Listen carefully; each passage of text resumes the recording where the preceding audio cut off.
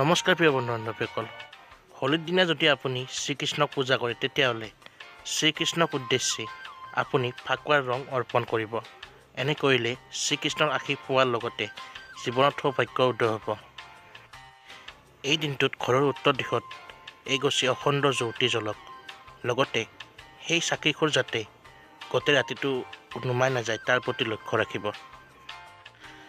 হোলীৰ দিনা আপোনালোকে মা লক্ষ্মীৰ আশীৰ্বাদ পাবলৈ তথা সেই আশীৰ্বাদপ্ৰাপ্ত হৈ ধন প্ৰাপ্তিৰ বাবে এই উপায়টো কৰক। এই উপায়টো হৈছে 108টা পদুম ফুলৰ গুটিৰে মালা তৈয়াৰ কৰি সেই মালা মা লক্ষ্মীক অৰ্পণ কৰক। এনে কৰিলে শুভ ফল পাব। এইবোৰৰ উপৰিও আপুনি ক'লা হালধি এখন হালধীয়া কাপোৰত এটা ৰূপৰ মুদ্ৰাৰ সৈতে বান্ধি সেই টোপোলাটো এটা তিজোৰিৰ ভিতৰত থৈ দিব, নাইবা য'ত আপুনি ধন থয় তাত থৈ দিব।